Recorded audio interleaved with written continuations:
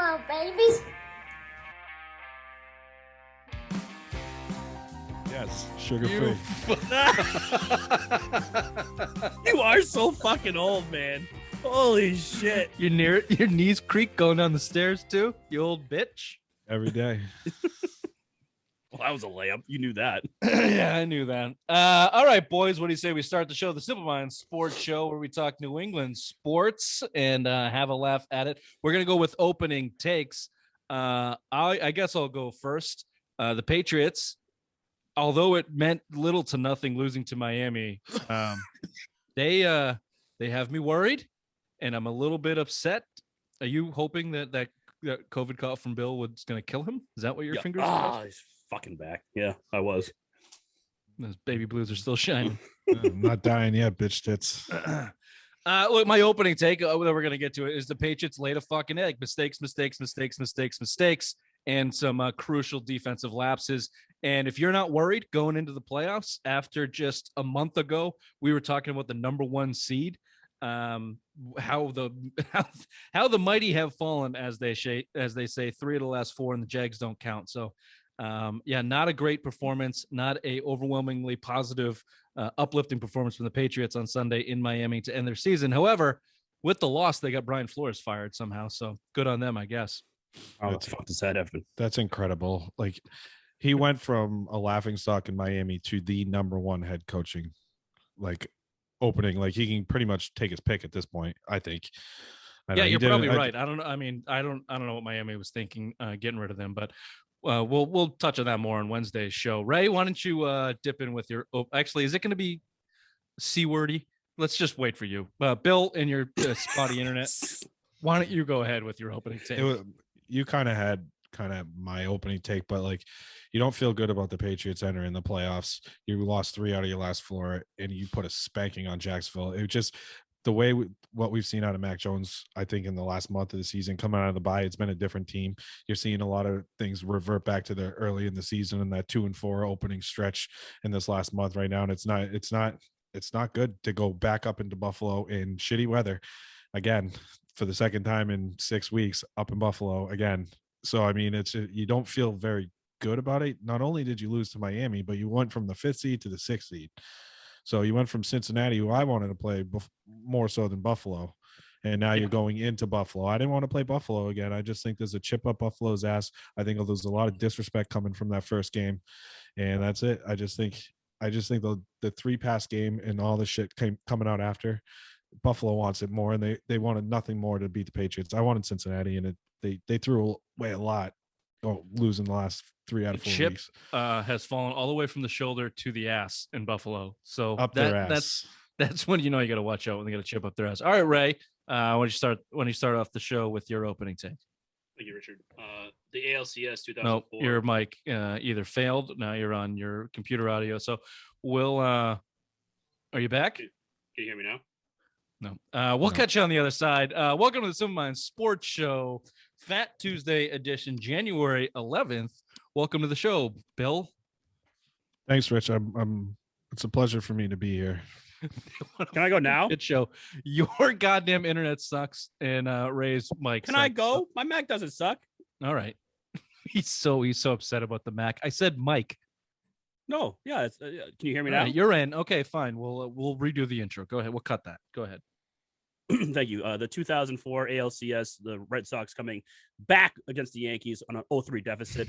The Patriots 28-3 comeback against the Falcons, and the Queens' biggest comeback of all time, coming back and tying Richard in early lines. Love it.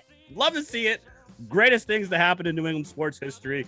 Now we have a tie, and someone's luscious locks are getting cut. I love it. Yeah, but I had the 49ers. Welcome to the Simple Minds Sports Show, January 11th, Protests Fat for Tuesday days. edition. Bye-bye.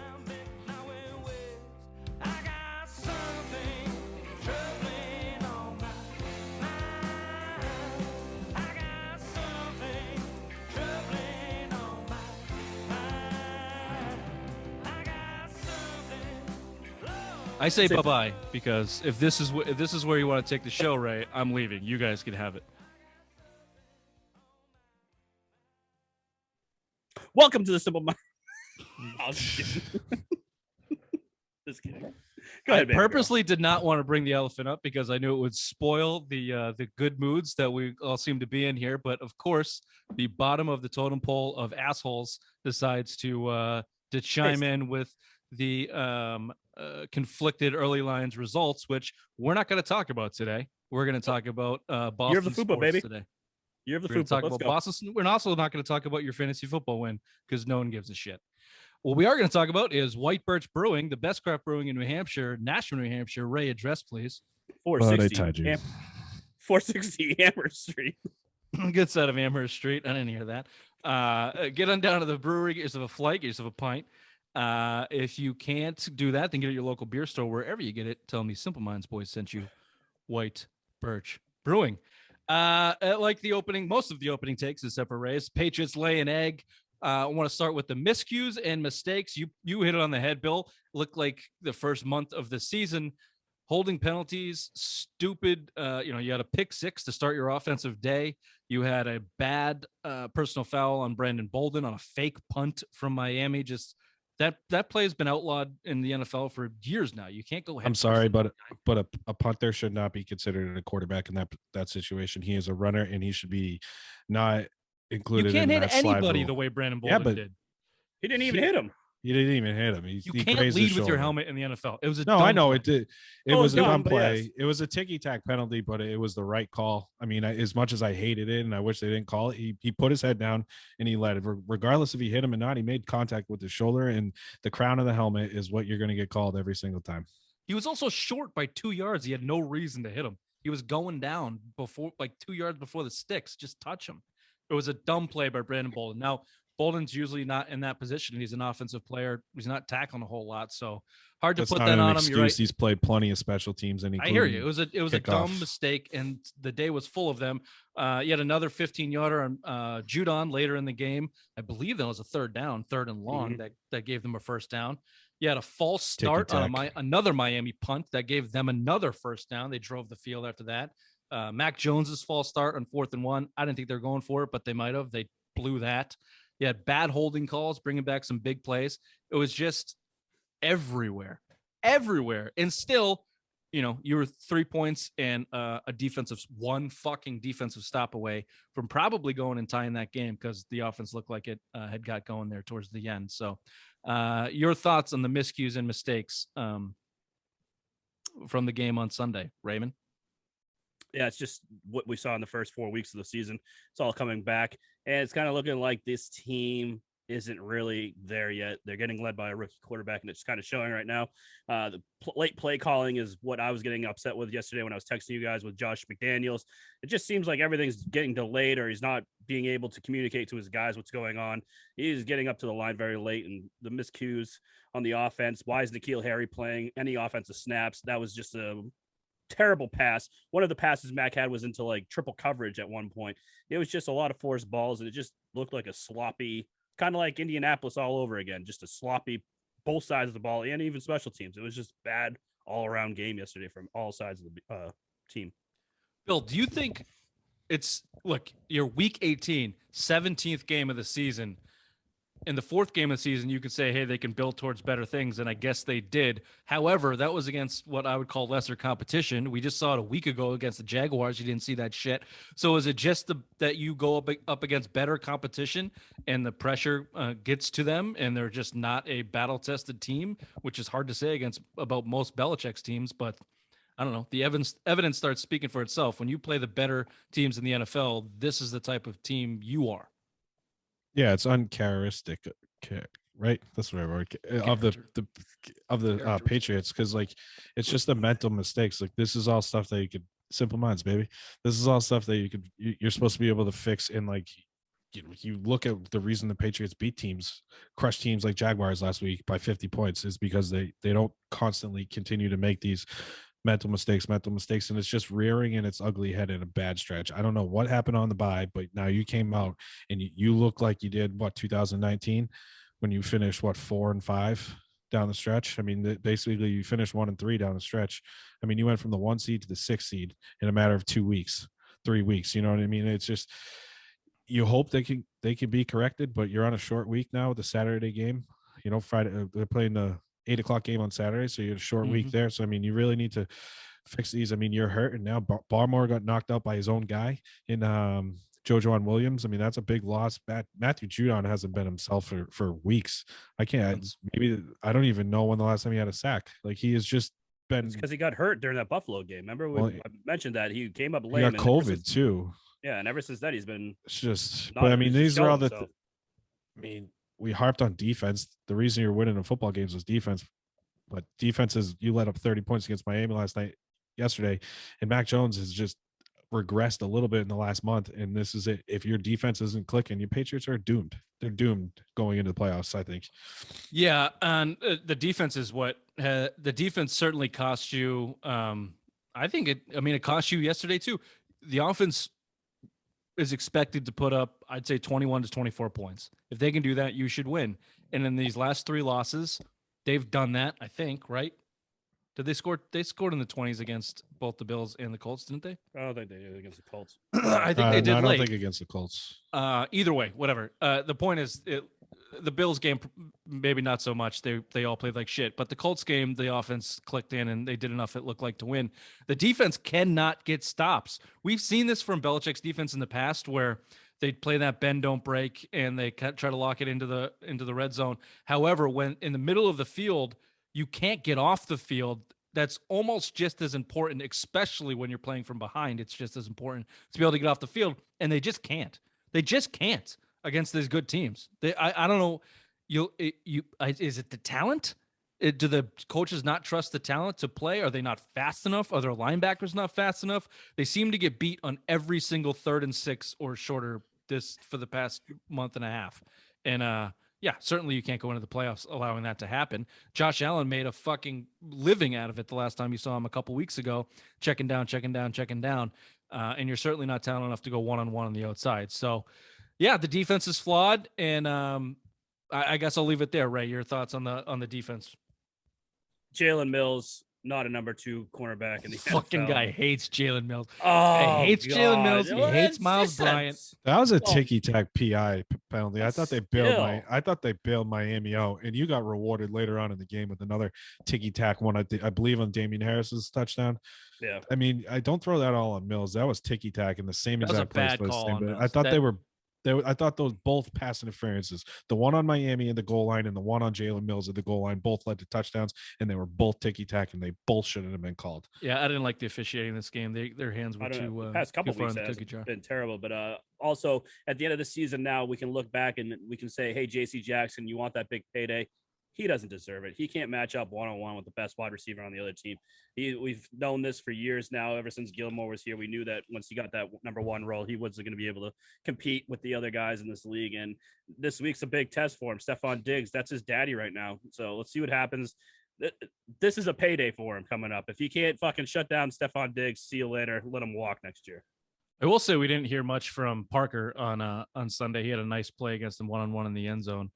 But yeah, you're right. On the whole, JC Jackson's not a you're not gonna break the bank to sign that one-on-one number 1. I'd franchise tag him though and bring him back for another year. See if you can bring him back for cheaper money. I mean, if your defense is looking like it was in that 7-game win streak, JC Jackson is a number 1 cornerback in the type of defense you want to play in that zone defense. He's not your typical shut down number 1 corner in the man coverage area, but if you put him on zone coverage, I mean, he's got 9 interceptions for a reason, 8 interceptions for a reason. I mean, the guy can play. He's not your prototypical number 1 corner, but in the Patriots right now, the way he's been playing up until the last couple of weeks was kind of number 1. I mean, I know interceptions can be overrated. You look at Diggs in Dallas, gave up over 1,000 yards receiving and had 11 interceptions, but I mean, he's had some damn good games for the Patriots this year. And Jackson, I mean, I'd at least give him another year. Sorry to interrupt you. It's not to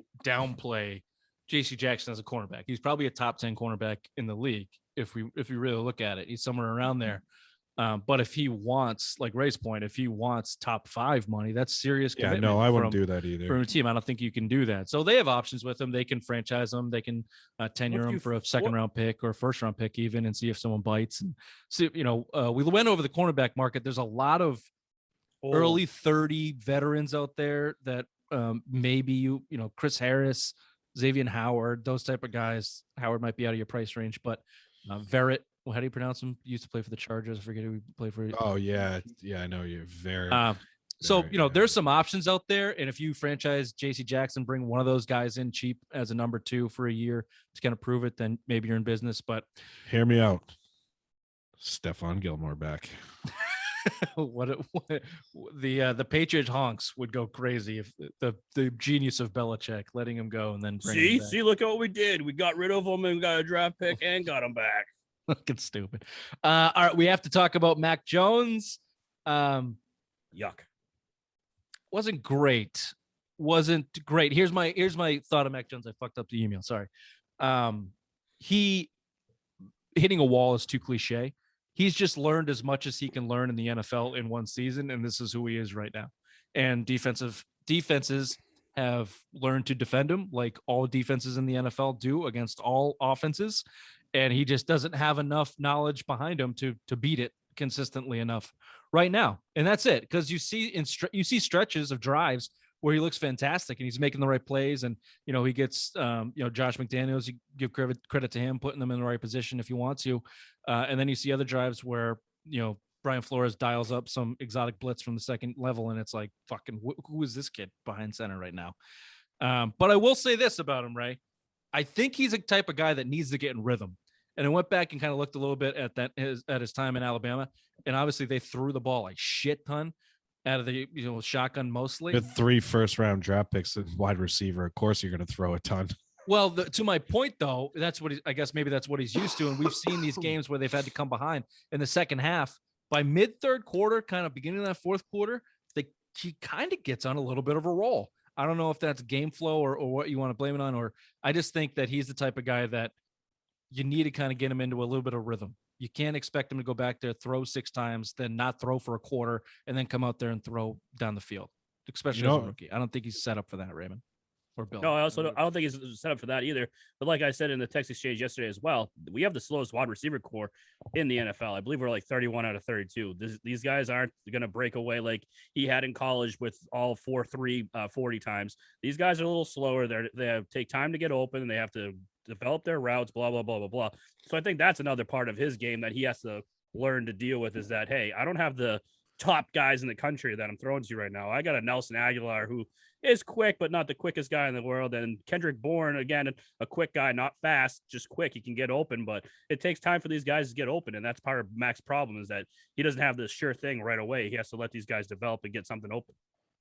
Yeah, it sure looks like it takes for fucking ever for those guys to get to the second level and make a move.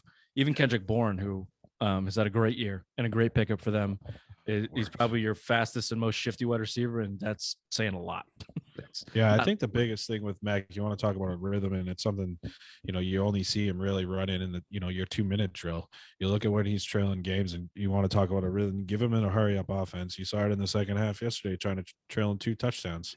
You get him up to the line quickly, and that's the rhythm you're talking about, Rich. And they don't do it enough in the games because, they want long, sustained drives with this team to kind of keep the other offense off the field. That's what the run game, Mack, little throws, dink and dunk, get down the field. I mean, it's been the bread and butter of the Patriots for going on 20 years, even with Brady, honestly, especially in the later years, but I mean, that's the rhythm that you want to see him in. Run more hurry up in the middle of games, especially when you're seeing shit in the, you get picked off in the beginning to start the game for a pick 6. It's like, okay, try to get him in the rhythm early instead of being down 2 scores. That's when it's like you're still trying to run that scripted offense that you had your first few plays that just got negated because you threw a pick 6. It's like, come on, man, just come out firing. Stop this run game shit. You're not good playing from behind. I think the last 4 games, it's been 37-8 in the first quarter or something, 37-9, some ridiculous number 38 like that. 7. They've been outscored in the first quarter in the last 4 games. That includes a 7-3 lead over the Jacksonville Jaguars. So, I mean, that's a problem. And this has been my problem with Mack all year, is because I think, the Patriots as a whole, is I've been saying they're a front runner. And again, you're getting down early, but you're still trying to run this offense and you're not getting Mack in a rhythm. Incorporate this hurry up, let him start getting into games early instead of when there's too much time. There's not enough time late in the games, because this is what's going to happen. We start against the Colts when they ran out of time. We start last night against Miami. We started against Buffalo late. I mean, the Patriots needed stops late, but still, like there could have been different times in this game to get Mack rolling earlier in those contests. Yeah, I agree. I don't know if it was Perillo or one of those guys. Maybe it was someone that was talking about Mack Jones and the offensive sets that they're running, and he just looks better out of 3 wide receiver sets than 2 tight end sets. And we saw that against Jacksonville when they opened it up. Now, it was Jacksonville. I get it. And the Bruins scored. Thanks for that, Bill. 2-2, Bruins Capitals. Okay. We saw, I think that's what they're closer to what he ran in Alabama. I think they're trying to shoehorn him into this offense and protect him. And they've done a great job about it all year, but they've also certainly sheltered him a little too much. We can pick out certain examples. The Bucs game, kicking that field goal. They tried to open up against Dallas. He looked okay. Had a pick 6. He had a couple rookie mistakes, but I agree with you. I think they got to open up a little bit more for him and let him try and get some rhythm throwing the ball around. And certainly not get off to a slow start. That 38-7 number in the first quarter is pretty abysmal. Bill, you touched on a little bit. The injuries leaving this game are a little concerning. Christian Barmore left. The MRI was negative. I think people are expecting him to come back and play. I don't expect him to play. Oh, yeah, he got carted off the field. No structural damage. It sounds like it's probably walk on it. I mean, he's a big guy, but again, short week, Saturday night. I would be shocked if he played. Yeah, it's gonna be fucking. Oh, I think snow. I'm seeing positive. Shoot me up, baby. I'm seeing positive reports out of camp. Barmore, maybe he won't be himself. Is that your source? Is that your source you're hearing this from? Yeah, my sources say he's in.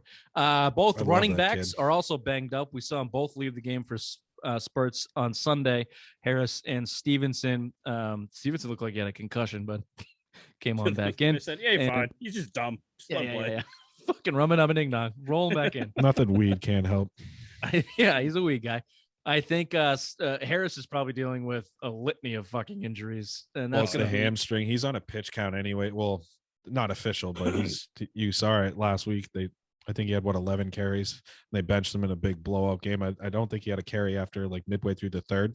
No. So they really, or even in the second half, I don't even think he played the second half. Play the second half. No. Yeah. So I mean, he's on a pitch count there, and you need him healthy, especially. I mean, the winds might not be as crazy, but that's snow coming in cold weather in Buffalo on a Saturday night game, primetime game. You need both these backs healthy, and you need them to carry the load, because this is the only way you're going to beat Buffalo. Is a repeat of 6 weeks ago with maybe just a little more throws in there, please. But that's the way you're going to do it. You need to win a 21-14 or 21-17 game or 16-14 game. I mean, that's the way you're going to beat Buffalo, and that's the only way you're going to do it, is running the fucking football, and maybe Mack throwing like 10 to 15 times. Like 3 is not going to cut it again. Yeah, and that's a great segue to Saturday night in Buffalo. How fucking trash are those fans going to be? But before we get to the last injury, I wanted to say for Raymond, because I know he has a special place for this guy in his heart. Isaiah Wynn left the field with an ankle injury. Made it all season pretty much, though. Raymond? Yeah, he played great. He protected Mack so well. Half the time he was letting up fucking defenders or laying those motherfuckers and letting Mack get destroyed. Fuck this guy. Address this in the draft or free agency. We need a left tackle that can go along with Mack and protect him for years to come, not this bomb Isaiah. I wouldn't mind seeing him if Wynn can't go to bump Trent Brown out there to left tackle. I was surprised. I don't know why they didn't do that. Because Bill doesn't like to do it. They've said it before. Like Skarnecki is already, like, when he was on the team, he did not like to create another problem, like moving guys around. If they would just bring in the backups and then make sure it worked like that. You want me to tell you what was a problem? Anigwa and his fucking turnstile of pass blocking. I was surprised they had him on left tackle. Like, he's been terrible this year. Terrible. I think he's a guy that is really not benefiting from that ideology of not shaking guys around. Last year, he was their best offensive lineman. He mainly played inside, a little bit of right tackle. And this year, he's been basically their swing guy wherever they need someone to plug in. So, when Trent Brown was shitty. out, my point is he's been shitty because I don't think he's had a place to really solidify his home this year. The offensive line as a whole, I'm throwing out that Jacksonville game because they're putrid and that. But the 3 games against playoff caliber teams, and I'm putting Miami in that category, their offensive line has been putrid. and then let's throw James Ferentz in there. The one goddamn fucking play he has to play, he's at center to snap the football in the fucking red zone. It's I forgot that one. The fumble, Butt center, the quarterback center exchange fumble turnover, fumble, I believe that the time to score 17-7 or 17-0, it was right in that range, and you're right. It was right before the half too, and it's just like, you got to be fucking kidding me. Yeah, the one play Andrew Andrew misses, game, the one play Andrews misses for an equipment thing, a problem, and this happens. Like, fuck out of here. Yeah, that was bad. I'm angry about a meaningless game. I don't know why. Because you look like shit. That's why. And now you're going into Buffalo for the rubber match. It is expected to be 0 to below 0. Huh? I saw 10 mile an hour per winds. I didn't see any snow though. You guys are seeing snow? Well, Bills didn't do some snow on Saturday. No, I haven't done that. I haven't done that in a long time. I have COVID. My nose is blocked. How would that work? I don't know. You got veins. Nothing like a prostitute's asshole. What? The Raiders with the crazy win. We'll talk about that game on Wednesday. But with their win, they bump you to the 6th seed, which sets up this rubber match with the Bills. I'll just ask you: you finished your team season 10-7. What are your overall feelings of this team in the regular season? And I guess you'd call it a bounce back from the Cam Newton era, quote quote.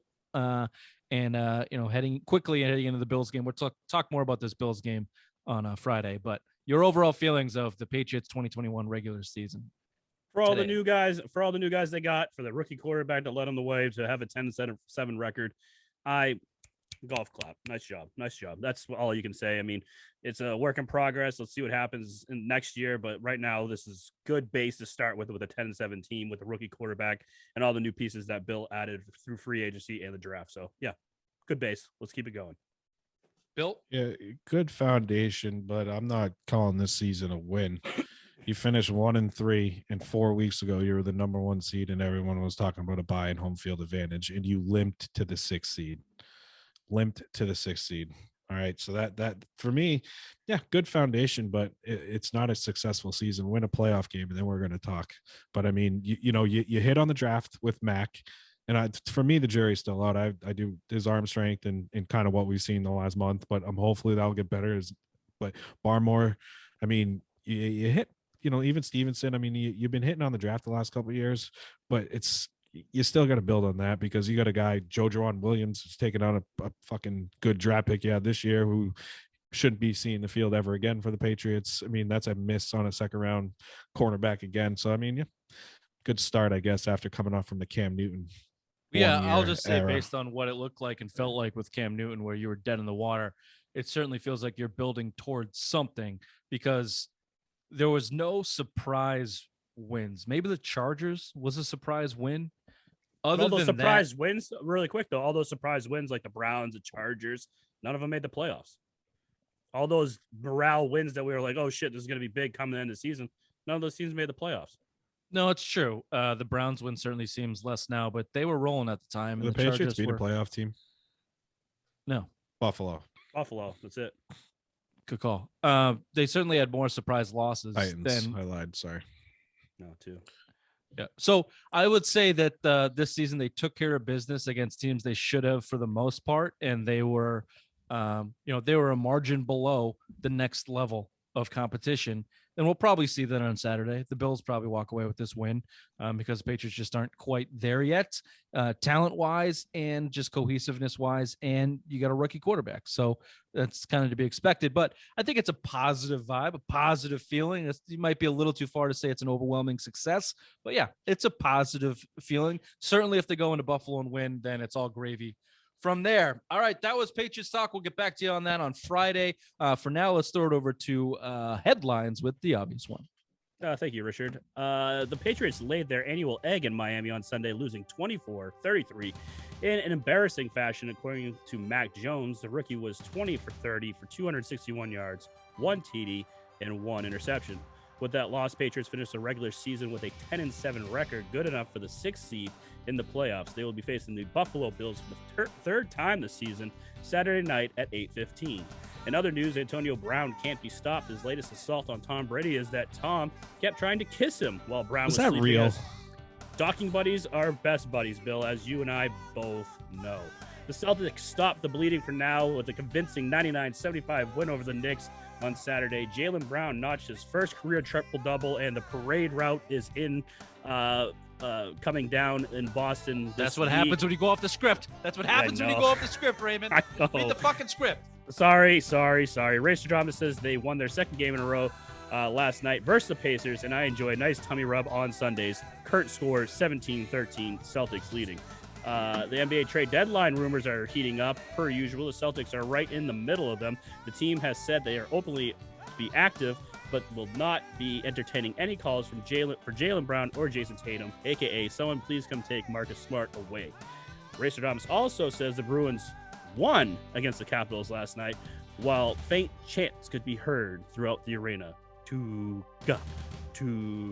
They next take on the Flyers Thursday night, and we have a tie game against the Capitals 2-2 right now. This has been the headlines with the obvious one. Back to you, Richard.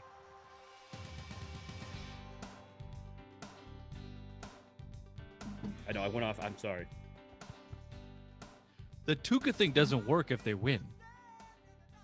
If they lose, you need Tuca. You need the quest back. No, the Boston needs to just read the script. Just read the script. I'm sorry. Sorry, baby. Okay. I appreciate your artistic liberties. All right. Well, just a couple minutes here. We'll finish up with some Celtics talk and some NBA trade chatter because that's always fun. And it's always disappointing at the end if you're a Celtics fan. But according to Shams of The Athletic, the Boston Celtics have indicated to rival teams their focus is on building around Jason Tatum and Jaylen Brown. Here's what we could go into a ton of quotes about the Celtics and what they're looking at and where we're going. And I have some trade rumors that we can go over, but here's what it all means to me.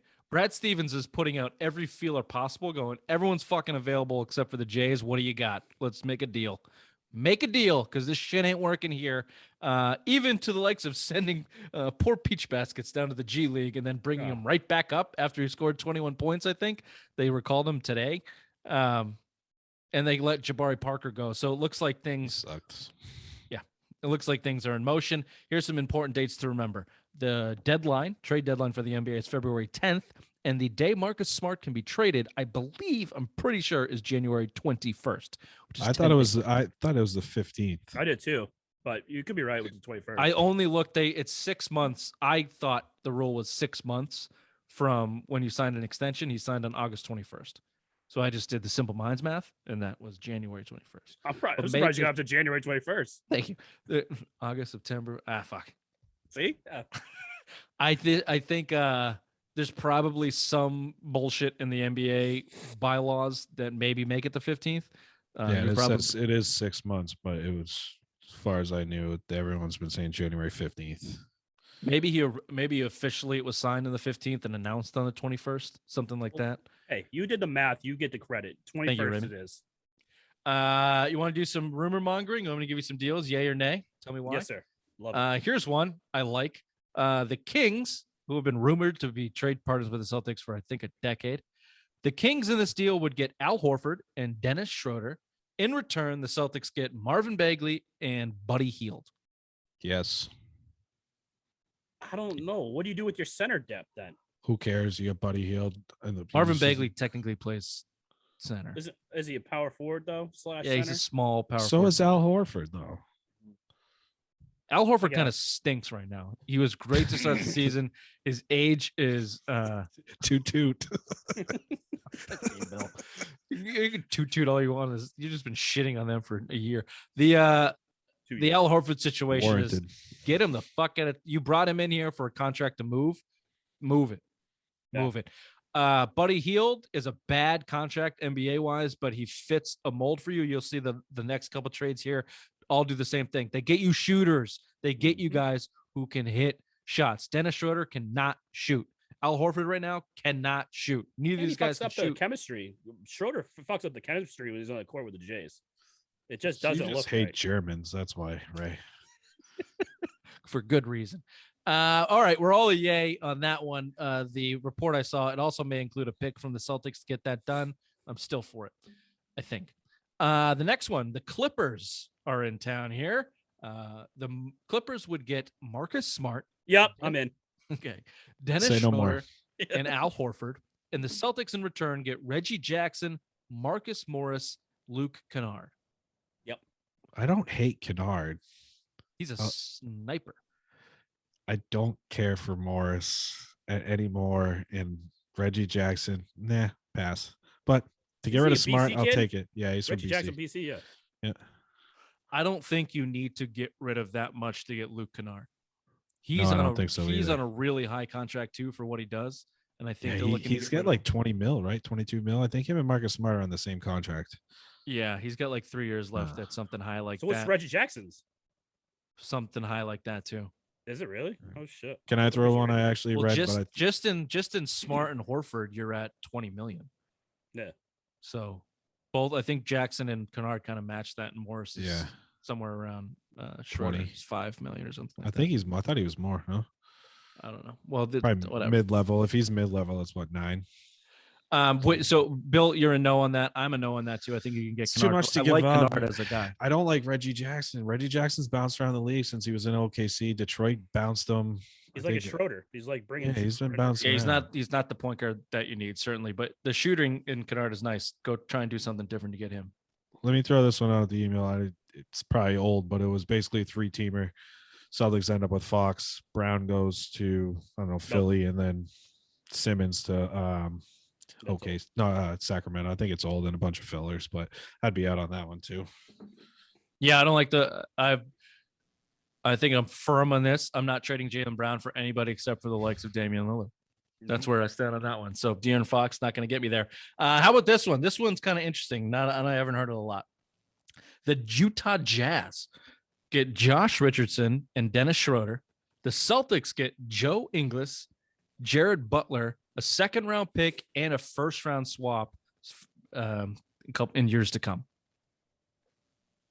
Yeah. Who's the Celtics again? Sorry, I missed The that. Celtics get Joe Ingles and Jared Butler. Butler's a rookie. And they give up Richardson and Schroeder. Yes, please. I'll take Ingles. I like Ingles. Ingles is fucking awesome. As a 6 man, he can even start. And he's got the balls that no one on this team has. Yeah. Just a Didn't he called out Utah when they let Gordon go too, right? Wasn't he flipping out on management because they were their bosom buddies? He's an Aussie, right? He's just an angry Aussie. If he comes here, we can call him the Angry Brew. Oh, let's get Aaron Baines back. I love it. Yeah, I'd take Aaron Baines in a heartbeat too. Joe Ingles, I think I might like that deal the best. Maybe the Buddy Hield Bagley deal. No, I like Joe Ingles the best. Give me Joe Ingles. I'm all for that. All right, we'll see what they do. We got a week. When's the deadline? February 10th. We got a month for the deadline. And if Bill's right, we only have 4 days for the Marcus Smart deadline. So he's wrong, so it's 10 days. Fuck. Okay. This has been some months. I'm wrong. I'm just gonna say because Rich has been through a lot this past week. So. Based on Simple Minds math, you're wrong. Yeah.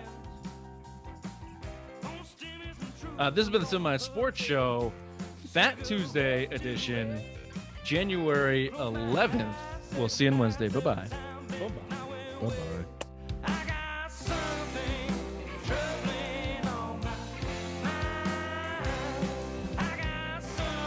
So is it a drinking holiday for you next Monday? No, why? I didn't know. MLK Day. I didn't know if that was a drinking holiday. You have to take a vacation week.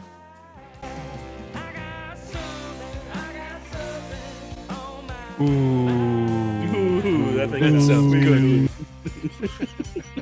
I hate you, but that fucking thing sounds mint. Oh yeah, speaking of internet, you just froze, you dumb fuck. I'm frozen? Yeah, your internet's kind of shitty. Oh, sucks. As always, making fun of internet. Blame it on the new mic. Don't worry, just ask Rich for a better plan. He'll buy for you. What do you need, baby? I got you covered. They're fucking watching Netflix downstairs. Of course, that's why. Fucking assholes. Fucking family. How dare they? How dare they have a family moment? Goddamn children. Kids and fucking people. Just get out of my life. I'm only here for the pussy and the ash, baby. That's it. No kids. They mean nothing to me until they start bringing me cigarettes. Or they get a job and they start giving me their paycheck. That's all I care about. Bill, how you doing? I'm doing great. How are you guys doing? Yeah. You over the COVID? No more tiredness? No more sleepy pill? It's still lingering. I'm still on. I think this is like day 5. So What are I'm you like, drinking? Coconut water? Ginger ale and water. Nice. Loser. When's the last time you had ginger ale and water without Hendrix. gin or something? I actually enjoy ginger ale a lot, so a good amount. Old That's man. Such an Such old an man. old man statement right there. I enjoy ginger ale. I like a good Schweppes. Always, it's the best ginger ale. Is that diet Schweppes? Yes, sugar free. You are so fucking old, man. Holy shit. Your knees creak going down the stairs too, you old bitch. Every day. Well, that was a layup. You knew that. Yeah, I knew that. All right, boys, what do you say we start the show? The Simple Minds